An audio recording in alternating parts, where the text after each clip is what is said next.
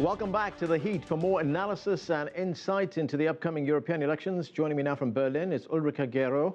She is a senior fellow at the Open Society Initiative for Europe. And from Rome, we are joined by John Hooper. He is the Southern Europe editor for The Guardian newspaper. Thanks to both of you for joining us. Ulrike, we are hearing from some quarters that this election is going to be a turning point for Europe. How important is the vote that's coming up? Well, I think it's important in a couple of respects. The first is that we are expecting quite a large-scale outcome for populist votes, something like 140 deputies, so this could make up to 25 or 30% of total deputies. That is one thing.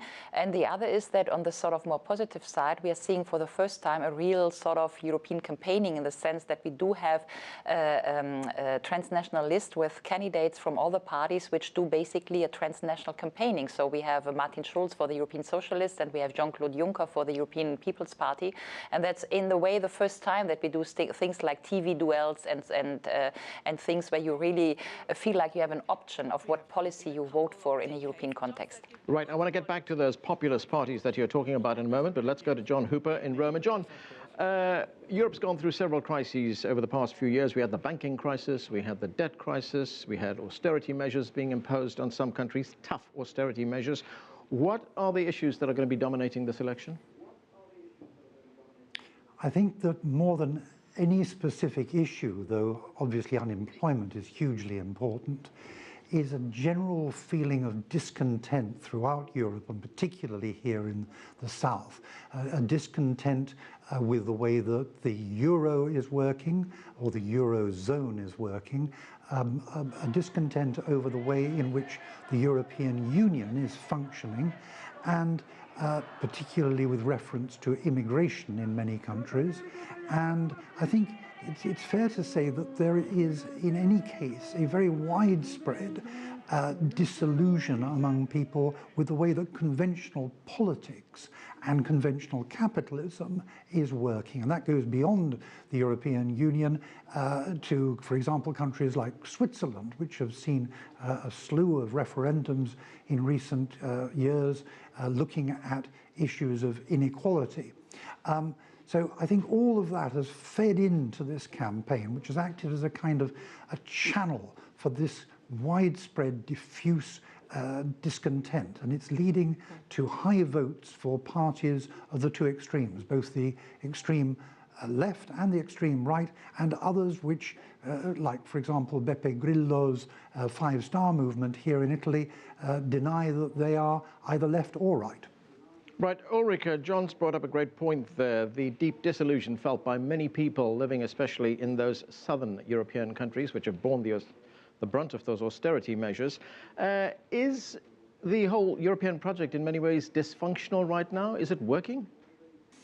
Well, I think dysfunctional is quite the word. I mean, obviously the Eurozone is underperforming not only in economic terms, because we do have joint fiscal and monetary backstops, and we do have, you know, a variety of very tricky policy issues which are linked to the problem of legitimacy, who decides what. You know, we call it European semester, which is that now the EU Commission basically gets the national budgets to decide on them whether they are conform to the spending policy of the European of the European side, and so on and so forth. So this is a highly complex thing, and in short, with respect to the US, you know, the US has one treasury and one central bank, and Europe has one central bank and 16 or 18 treasuries. So there's obviously a dysfunctional sort of complex story here, and this is one thing, and I think this is expressed in this malaise that we see. But in terms of populist votes, it's not only the South. I think this is very important to understand. It's obviously the South, which is this anti-austerity sort of thing from Syriza's in Greece and Beppe Grillo. John Hooper mentioned it. But interestingly enough, there's obviously populist parties in the sort of northern part, which is Marine Le Pen for France, which is Bernd Lucke, Alternative für Deutschland, Alternative for Germany, and also strong populist parties, True Finns in Finland and in Netherlands. And this comes from the opposite sort of side of the spectrum, where the northern countries, which basically came quite well through the crisis, now think, why should we spend money for the South? So you have a disruption basically in the way we shape policies on the one hand, and you have that huge social political malaise on the other hand, and these two crises come together in a huge confidence crisis, which is we will need to see where this will take us. Right, let's get to those populist parties, as you mentioned, or to the extremist parties that you mentioned, Ulrike.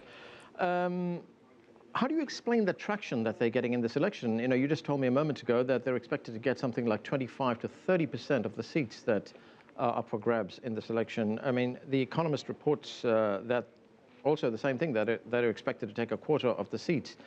We have the Golden Dawn, which is an extremist party in Greece. We have parties like the National Front in France, UKIP, the United Kingdom Independence Party in Britain, the Freedom Party in Holland. What is the attraction?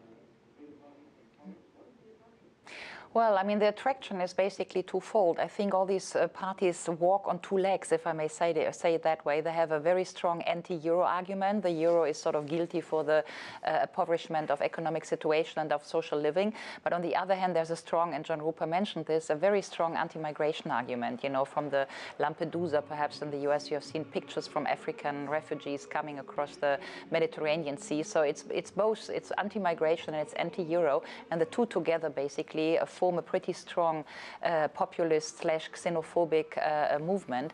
And this is dangerous. I think utmost dangerous in France, where actually Marine Le Pen in regional elections in last April already scored something between 30 and even much higher in the south of France, percentage points. For the European Parliament, it should be 25 to 30%, so roughly 140, which is what the polls say.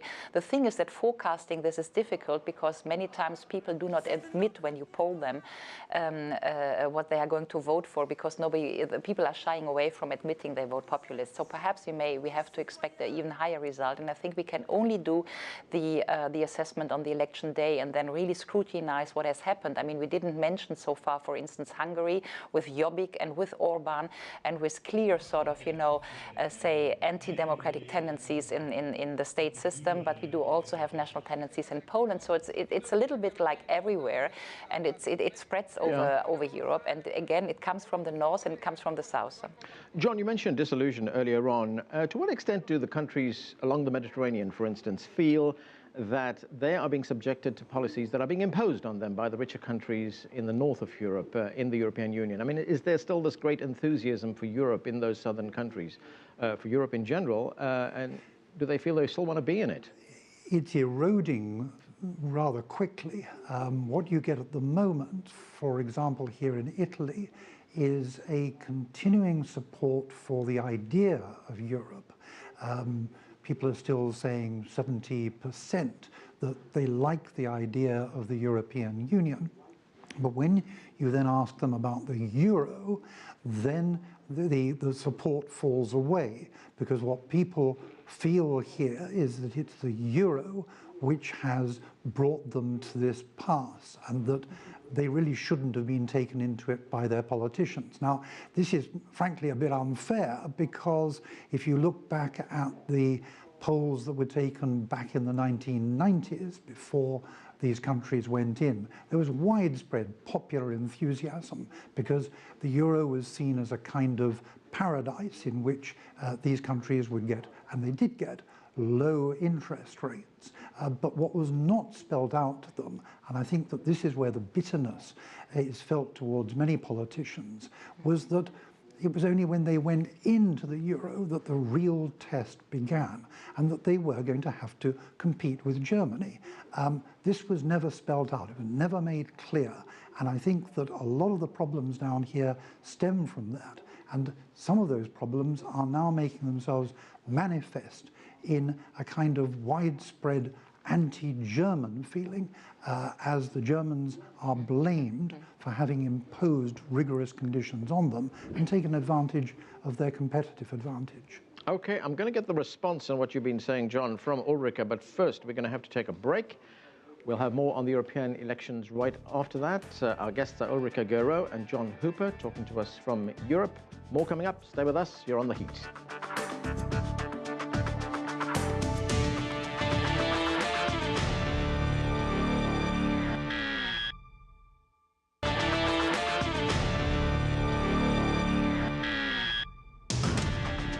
Welcome back to The Heat. We're looking ahead to the big elections all over Europe this week. With me from Berlin is European political analyst Ulrike Guerot, and from Rome, John Hooper, the southern editor for The Guardian newspaper. Thanks to both of you for staying with us. Ulrike, let's go back to what John was talking about, that the fact there is growing anti-German sentiment among some countries in the European Union. Is that justified?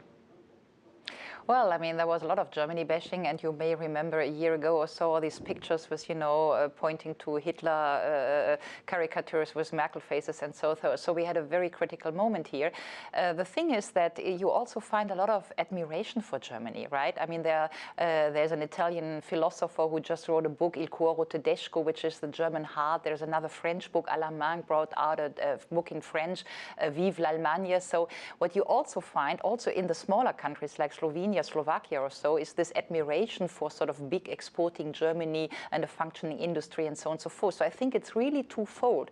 And you have countries which hide behind Germany, also sort of in the institutional mechanisms, like, say, Finland, the Netherlands or so, who would like to have the same austerity policy against in brackets, the South, and who are, in a way, sort of satisfied that Germany does this role of the bad cop. And then you have others which are basically contesting and bashing Germany. So I think it's a very complex, culturally complex story what we are living. And for me, somehow, let's say, frightening thing here is that, I mean, we spent a lot of emotional energy and political energy and financial energy to build this Europe for 40, 50 years, right?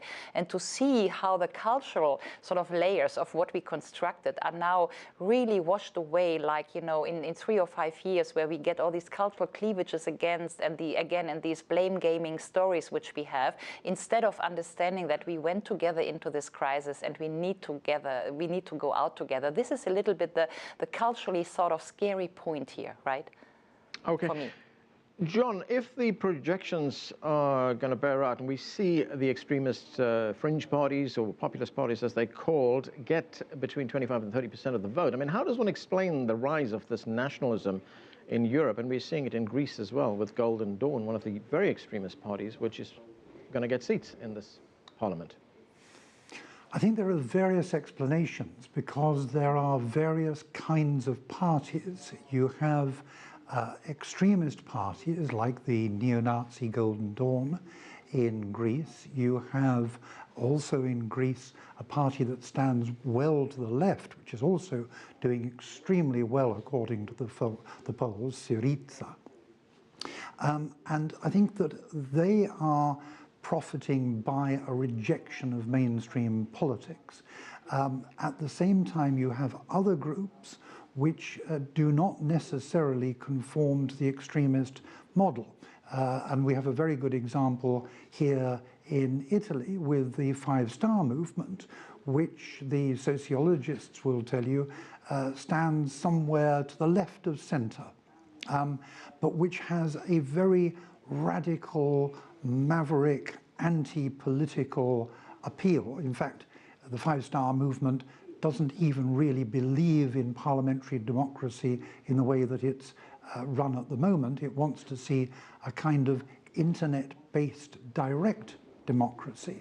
Again, that too profits from this anti-political feeling. And then I think you have other movements which are much closer to being single-issue movements.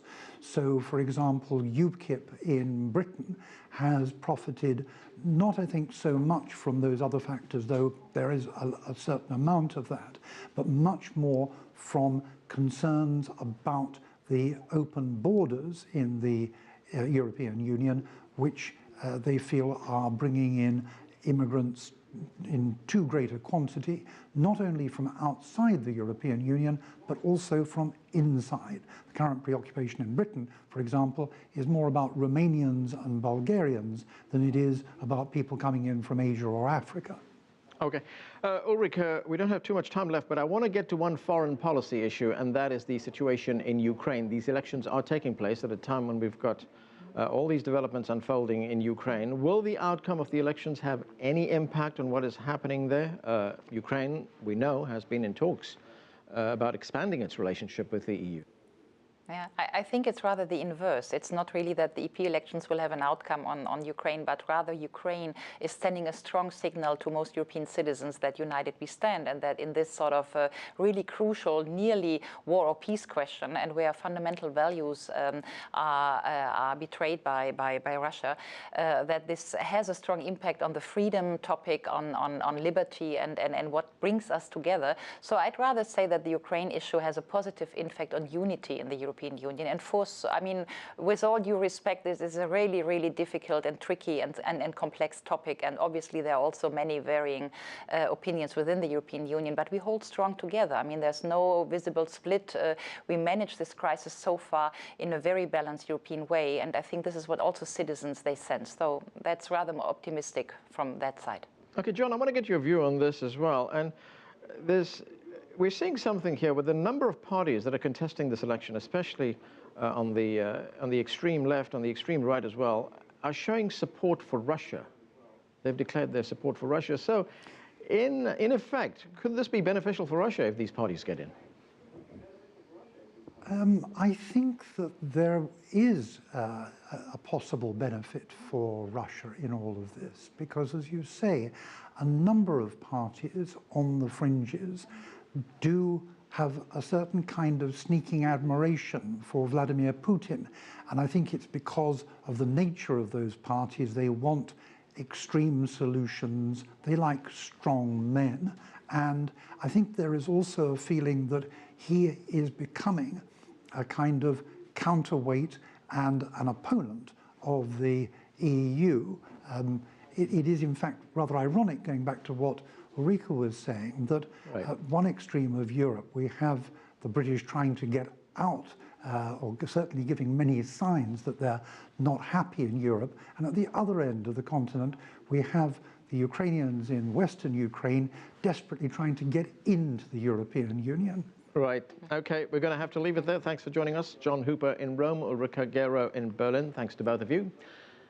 That is it for this edition of The Heat. We would love to hear from you, so please send us your questions, comments, and story ideas to theheat@cctv-america.com. Once again, that's theheat@cctv-america.com. I'm Anand, Naidoo in Washington, D.C. Thanks for watching.